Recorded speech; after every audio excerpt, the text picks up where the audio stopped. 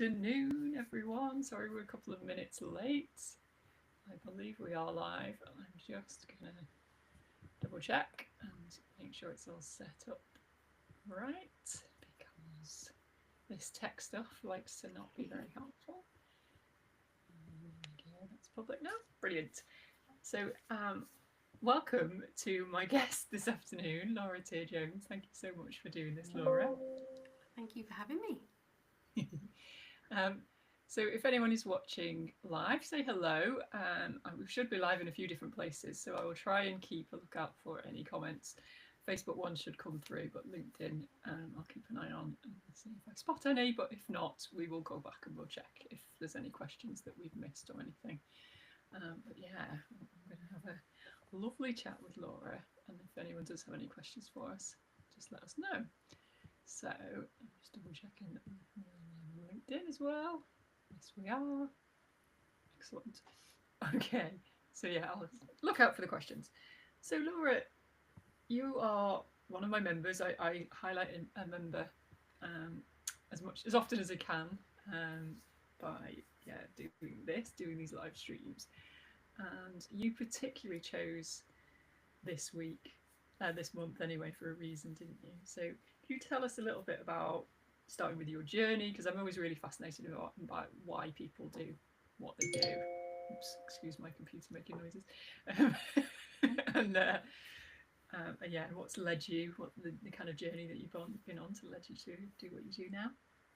Okay, well, I think everything that I've done really is kind of interconnected anyway, and also none of what I do was ever the plan. So it's really fascinating, first of all, just how everything has kind of come to fruition. So I am a hormone and mindset coach, and I'm also the founder of Get Shit Done Club. And that happened really because of my diagnosis of PMDD, which I'll tell you about in a moment. When I was diagnosed with PMDD in 2019, I realised I had to unlearn a lot. I had to learn about like myself, about the menstrual cycle. I had to unlearn what I thought was to be true. Like I should be working, in a Monday to Friday 9 to 5 job, even though that didn't really suit me. I had to learn self compassion, which had never really been on my radar before. And so around that time, I changed my job and I started working or living a little bit more cyclically and just kind of asking, how I was spending my time, like, my everyday time, but also my life in general, if that was helping me or was it actually hindering me. And I think a big thing for me was work because often, and I think particularly when you're in an employed position, you're expected to show up in the same way every day. And what I realised was that just wasn't realistic for me because our bodies don't perform in the same way every day. They don't behave the same way every day, and there's so much going on inside that actually to have that expectation it's a little bit much actually, particularly if you are like me living with PMDD. So I changed my job and I was a weight loss coach. I loved it. I loved my job, but I did fall out of love with the conversation about weight. That was something that I was starting to feel a bit conflicted by because weight loss and self-compassion don't always go hand in hand, and I think a lot of people will probably relate to that. And then we went into the pandemic, of course, and I decided to set up a podcast. So a lot of people went into like a banana bread phase where they were like making banana bread, or like we went through a Monopoly phase in our house where we played Monopoly every night and did jigsaw puzzles. But one thing for me was to create a podcast, and it was called My Hormones, My Health, and it was just a way to have conversations about menstrual health, mental health, because I realised that these are conversations that I should have been having a lot sooner. And then when I was made redundant later on in the pandemic, I thought, well, I've got all this like weight loss coach skills, my training, all of that experience, but this newfound passion for talking about women's health. It just kind of makes sense to put the two together. So I became a hormone and mindset coach, and I think the first few years of my business I did kind of muddle through because I was also pregnant and then in the early stages of being a mom. And so in 2023, I knew that I needed to kind of step up a bit and start really building my business. And I had been doing some freelance work for a PMDD charity. Um, And that was social media work. And again, I quite enjoyed the work, but it wasn't my thing. Like, social media is social media and it's not my passion. And so, as it was time to leave the organisation, I thought I'd put on a fundraising event and raise some money for the organisation, raise some awareness of PMDD during Awareness Month. And I thought I'll just put on an event for my self-employed friends. I'll give a presentation about PMDD and we'll raise some money, we'll do some co-working. I'll call it Get Shit Done Club and that'll be that. And it went really well. We got loads of great feedback, people asking me when the next one would be and the next one. And so that's how Get Shit Done Club was then born, and we've been doing events every month since, which is crazy to think we're now 2 years in. So that's me in a nutshell, really. And yeah, my role has just kind of developed really organically throughout all of that. Amazing. Yeah, and I come along to Get Shit Done Club when I can as well, and it is a lovely feel in the room, and it's gone from strength to strength, hasn't it? Yeah, it really has. So yeah, so before we go any further, I feel like for anyone who doesn't know what PMDD is, we should tell them. I didn't know before I met you, but we should tell them what that's all about. Absolutely, and lots of people don't know what it is. It actually affects 1 in 20. So it's fairly common, but I didn't hear about it until I was age 28, but I was living with it from around the age of 14. So yeah, it's not talked about because it's mental health and menstrual health. But in a nutshell, premenstrual dysphoric disorder is a cyclical hormone-based mood disorder, which I know sounds like a mouthful. It's thought to be a sensitivity in the brain to hormonal fluctuations in the body, so generally normal hormonal fluctuations. So there's nothing actually wrong with my hormones. My hormones are balanced, they're not lacking in any way.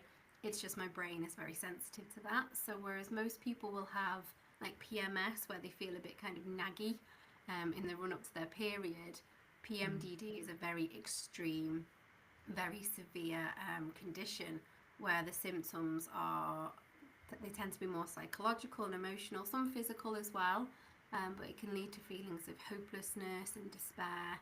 And I think to kind of sum it up, PMS isn't thought to be debilitating, it's just a bit of a pain in the bum.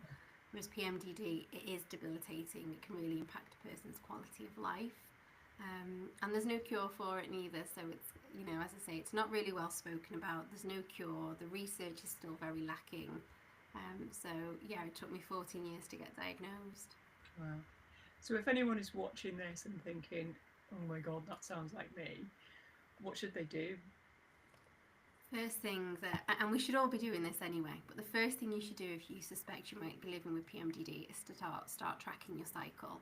So just start tracking your symptoms, so any physical changes in your body that you experience throughout your menstrual cycle, how you feel emotionally every day. And if you can do that for 2 menstrual cycles, what that will then enable you to do is see a clear definitive pattern, because your symptoms, if it's PMDD, will be cyclical. So they tend to last between 7 and 10-ish days of a typical menstrual cycle, and that does vary from person to person, but essentially it affects the second part of the menstrual cycle. So usually when you start tracking your symptoms, it will become very clear very quickly if it is cyclical or not. And then from there you can take your tracker, whether that's a paper tracker or an app on your phone, you can take that to your GP, who might want to rule out other conditions, and that will require blood tests and things, but they can hopefully then diagnose. And there's no blood or saliva test for PMDD, so it is a case of ruling out other things as well. And so if you get a diagnosis, there's there's not a pill you can take or anything, but is it just a case of then doing up things that you do in terms of managing your energy and the symptoms, and being aware of it? Is that the main benefit really to being diagnosed, is having that awareness? There are treatments, but the issue with treatments is because PMDD is so under researched, it's very much a case of what fits one won't fit all. So treatments range from the kind of things like lifestyle changes and more like holistic treatments, to then things like contraceptive pills and the injection. And some people do find those things really helpful. Whereas for me, I had the opposite effect, and all depends on what your brain is sensitive to. Yeah. And then you have the more, as you go along the spectrum, there's more intense and invasive treatments. So that could be that you take SSRIs, antidepressants, and you can take them during the luteal phase only, so just when you have symptoms, whereas Mm. a person living with something like depression would take them every day. Um, and obviously, I have to caveat that with saying if you're somebody who takes antidepressants, don't just suddenly start taking them during your luteal phase. Yeah. But that is a treatment option. And then they go into things like chemical menopause, which basically just temporarily shuts down your ovaries, so you're no longer ovulating. So that calms down your hormone fluctuations. And then the last line treatment is surgical menopause, which is a bilateral oophorectomy, where both ovaries are removed. So that then throws a person into menopause, which of course can come with its own set of challenges, Mm. but it does mean that the PMDD symptoms will no longer be there. So there's no cure for the sensitivity to hormone fluctuations, but there are Okay. ways of managing and treating them. I see. Okay. That makes sense. And so, if what would be your kind of, because I know, I mean, the reason you wanted to do this week is because it's PMDD Awareness Month, isn't it? So what's your kind of, as well as letting people know that it exists, what's your kind of key message that you want people to know about PMDD? Gosh, I mean, there's a few. So the first thing is, and I want everybody to know that PMDD, first of all, like I say, it's very different from PMS. It's not PMS, it's a very real, very serious health condition. So if there's Mm. anybody watching this who's living with PMDD or suspects that they are, this is very serious, it's very real, and often it does take medical intervention and support. It's not something that you generally you can just kind of put up with, and you shouldn't have to. So that's the first thing. And then the two other things I would say is if you're living with a mind that is unkind to you for, half of every month, and we're Mm. living in a world that's really cruel, you absolutely have to try and kind of counteract that with some self compassion. And we should all be doing that anyway, but I think Yeah. particularly when you're a person living with PMDD or any kind of mental health issues, actually we need that self compassion and that patience with ourselves and that reminder that it is very real and very serious. And the third thing is hope, because for me, Awareness Month used to be about raising awareness of premenstrual disorders, and it still is, of course, and there's still so much learning to be done. But I also think if you're just finding out about PMDD, you also need to know that there is hope and you can still live a fulfilling life. You can still have things that are important to you that you want to achieve, and you can make them happen. And my PMDD isn't going to go away anytime soon. It's with me, and I can also do brilliant things, and I can Yeah. help other people, and I can live a life that's purposeful and happy. It doesn't mean that because I've got this diagnosis or this condition that I can't still do things, and it's not my entire identity. So hope is the thing that I really want people to take away most of all. Amazing. And I think that's where you sharing your story is so powerful, isn't it? You know, you're an example of somebody who is, you're making a success of your business, of your life. You are helping people, and you are managing in whatever way, the best ways you can, managing your condition, and not, it's not holding you back. You're getting on with things, and that is inspiring, isn't it? Because as you say, it could be, that people could give up because they could think, Yeah. well, for half of the month I'm not going to be able to function properly, so there's no point. But actually, and I love the messages that you talk about and you've been talking about in my group this week around. And I think this is relevant for everyone in a way as well. It's actually just kind of working with your energy and planning around that. And even though it's not, this isn't a condition that I feel. Although partly, I think when I was a teenager, I possibly, could argue that I did have some very dark moods in the run up to periods and stuff. But I've been on pill for most of my life, so it's kind of it's all been fairly calm since then. but even without that, just knowing that we don't perform the same every day, even whether it's to do with our cycle or not. I guess we have different energy levels, and so actually being able, and that's one of the benefits of working for ourselves, isn't it? It's like, you know, we can plan our own diary. And I know when we had a guest expert in the group who was talking about kind of organisation, and that was one of the key things that I got from that, was that actually, you know, if you set yourself up to fail because you plan too much in at times of day when you're not going to be able to do anything, you just don't function very well, then it's not helpful. So I've been being more strict with myself and more kind to myself, and said, actually, I really don't like doing things in the evening, so wherever possible I'm not going to do them in the evening because I'm just not at my best, and you know, that kind of stuff. But obviously for you it's more, if you've tracked your cycle and you can start to predict how you're going to feel at certain times of the month, and it's really, yeah, quite powerful. So do you do that a lot? I was thinking about this last night. Like, do you set your events around when you know that you're probably going to be in quite a good place and things like that? I do.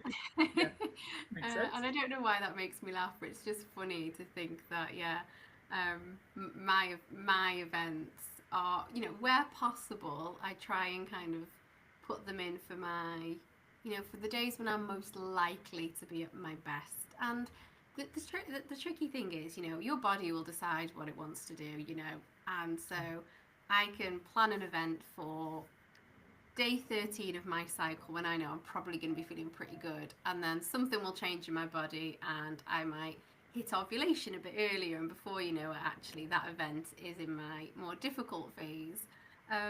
But yeah, where possible, I try and plan my events in that sense, kind of in line with my cycle. I I try to think about my clients as well, so particularly with client work. Um, I support other women living with hormone havoc, but I have to be mindful that I'm too living with that. And although I have a treatment pathway which has really helped me, I have to be mindful of, you know, triggers and things like that. So there are certain days when I don't have one-to-one clients, and certain days where maybe I wouldn't have particular one-to-one clients. And it's just making sure that I'm transparent with them about that so that we can work together. And I think it's really important to have those conversations so that we know that actually this is something we should be doing, and to normalize that conversation of, actually, do you know what, that day isn't going to be a good day for me, or is less likely to be a good day for me. And you know, I want to give my best to my clients, so I think they are grateful for that as well. Yeah, it makes sense, doesn't it? And I think, but it is quite a shift from the traditional way of working, isn't it? That, you know, Yes. we should be available, you know, 9 to 5, Yeah, 5 days a week or absolutely. whatever. But Yeah. actually, I think generally, I think that's a positive thing, that, you know, because I notice it with just things like with the school holidays and things like that. I'm starting to be more mindful of arranging things so that I'm not too busy, you know, not just taking time off, but also just not quite as mentally busy if I know that we've got school holidays coming up, or I know the Yeah. kids are going to be around in the build up to something or things like that. It's, you know, you kind of, it's being kind to ourselves, isn't it? And also obviously we're Definitely. thinking about other people and what situation they're in as well. Yeah, absolutely. So you're still doing your hormone and mindset coaching, are you, as well as the new kind of business support Yeah. work that you do now as well? Yeah. I do think over the last kind of year or so, my role has evolved somewhat. So a lot of the people who I now work with one to one, they don't all have what I call hormone havoc. So, you know, when I say hormone havoc, I mean anything from PMDD to menopause to infertility to PMS, you know, anyone basically who's feeling like their hormones are giving them jip. Um, Mm. but I think over the last year or so, my role has evolved with Get Shit Done Club, and having my audience has become very much business owners. So a lot of the people who I now work with one to one are people feeling like they're being held back either by hormones or mindset. And often they are business owners as well, or freelancers. And that kind of wasn't really the plan. And, you know, would always say if you're struggling with your hormones or your mindset, then I want to help. But a lot of the people I do work with now are actually business owners feeling like they're stuck in business because they're getting in their own way, or, you know, they're one step forward, two steps back because of their menstrual cycle and things like that. So it is taking this kind of natural progression it down that route, really, where, you know, a lot of my clients talk about things like imposter syndrome, procrastination, and these things come up all the time. And I think when you're in business, that's costly, isn't it? If you haven't got a mindset that is supporting you, it ultimately it's going to cost you time and money. It's going to cost you your business. So it is really important. But I do still do, and I think I always will, that kind of that work with people who are living with PMDD, not really sure what their identity is outside of that. You know, maybe they're just kind of finding a treatment pathway that works for them, and they're kind of like, okay, maybe I'm over the worst of this now. But now what? Where do I go from here? What does my life look like beyond that? And that's really exciting to help people to see their potential and, yeah, not just this diagnosis. So, yeah, I love doing that, and I think I always will, no matter how much my role evolves. Amazing. Yeah, that's it, isn't it? I think there's a lot of crossover in, not on the hormone side, but in terms of the work that we do, in terms of helping people to just get out of their own way and to find ways of working that are going to be right for them, because it isn't just about following a set path and that doesn't work for everyone, is it? It's Yeah. really about helping people to, yeah, to explore what their own potential and their, love it. So we've touched on this a little bit, but I just wondered, um, your thoughts on being personally visible in your business, and perhaps you talk about this with your clients a bit as well. And, you know, because to me that's such an important thing to do. You know, sharing your story, for all of us, sharing our story, sharing what makes us so uniquely placed to do what we do, and all of that kind of stuff. Is that something that you feel is really important in your role as well? Yeah, and I think for a lot of people, kind of in our space, if you like, who are business owners, I think we become the person in business who we once needed. So for you, I remember you telling me that, you know, you really struggled with your visibility. For me, when I was diagnosed with PMDD, I needed somebody to say to me, okay, now what? Where do you want to go from here? And I've also needed a cheerleader in business. I've also needed like anti-stuffy networking events. And I think a lot of people in business do become the person that they once needed. And so I think in some ways that does make it easier to be visible because you just know how important it is. You have that Yeah. strong sense of why. Mm-hmm. And at the same time, it doesn't actually cure that kind of dread that you feel about going live, or that kind of, you know, I think a lot of people procrastinate when it comes to being visible because they think, oh, I need to do my social media, but I don't want to, or I can't, or whatever it is. And they feel Mm. really nervous about posting on LinkedIn for the first time, or, you know, whatever it might be.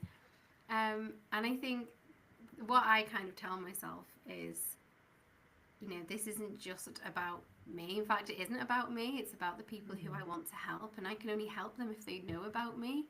And Yeah. I think that's the same for all of us, isn't it? You know, what a shame it would be to have your gifts and your expertise and have somebody who really needs them and could really benefit from them, and for you to just not cross paths because they didn't know about you. Like, how awful would that be? Yeah, You know, exactly. That is it. yeah, It is bigger than us, isn't it? And it's that, yeah, to me, that's what pushes me forward. You know, knowing that actually people do need to know that there are people like us. It's not just the loudest people yeah, that everyone has to try and aspire to be like, because it's not aspirational for everyone. You know, for some people are just completely unrelatable, and therefore it doesn't work. So yeah, it needs to be, we need to all be, yeah, getting up there, and it doesn't have to be, you know, it shouldn't be false. It should be just yeah, a sure. genuine story, shouldn't it? And that's enough. It doesn't have to be anything kind of carefully curated, or it's just the honest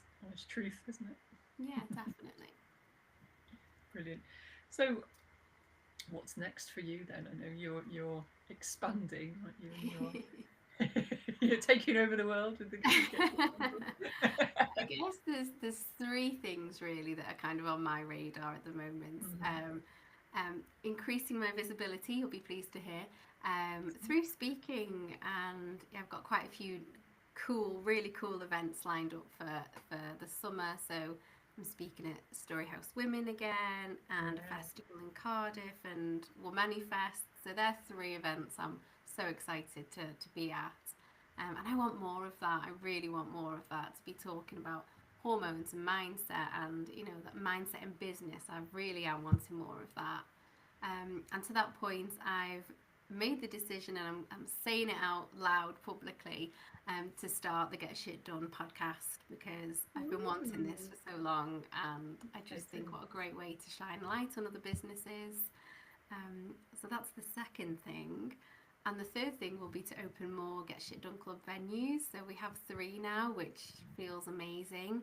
But I'm only now starting to see the potential for it, and rolling it out on a bigger scale. So yeah, watch this space, and there'll be more popping up in a venue near you. Exciting. I remember you were saying, chatting to me about it at one point, saying that somebody had approached you about, and you were like, "Oh, I'd never even thought about that." And I think it's brilliant. It's amazing how opportunities come up, and it is, as I said, they are lovely events, and I've only been to yours so far, but I'll try and get to some others as well, and recommend them to everyone. They are really nice, and as you say, anti-stuffy. It's in the same way as I think we both see that so important in the events that we host, that people feel welcome overall. It's not about, yes, it's about networking to an extent as well, but it's more important that we build the relationships and we get that support, because it's quite daunting, but it's so uplifting, isn't it, when you spend time in a room with people who I always say that people who have got the same problems as us, and we didn't realise that, because when we're just looking online we think everyone's got it sorted apart from us, and then you go in a room and everyone's got exactly the same problems, all the same worries and doubts, and it just makes you feel better, doesn't it? Definitely. I always say, like, for Get Shit Done Club, but also generally, I want people to walk into that room and feel inspired by the other people, but also know that the other people in the room are normal people. They have challenges too, and whatever greatness you think that they have, like, you can have that as well. And we're all just humans, just doing our best. And I think if that's how people can feel at Get Shit Done Club, then I'm happy. So yeah, 100%. You definitely achieved that, even when you're not there, like last month. Yeah. You were sadly too poorly to be there, but it was a lovely event, really. Yeah, you've got a good kind of core team there, haven't you now? Yeah, I think so. They're good. Brilliant. Well, thank you so much. Is there anything else that you wanted to shout about, share with everyone? We will obviously put your links in underneath all these conversations, so people can get in touch and find out more. You've got a Facebook group as well, haven't you? Yes. So the Facebook group is just Get Shit Done Club, Connect, Co-work, Collaborate. So yeah, feel free to join that. I'm sure lots of people watching this could already be in it anyway.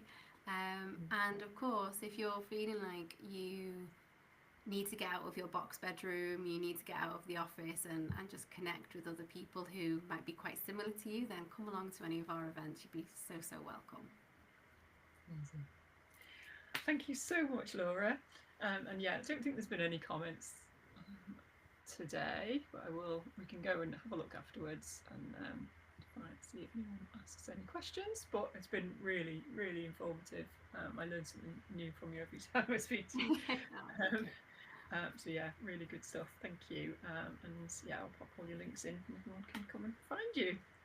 Thank you. Thanks, Laura. Take care.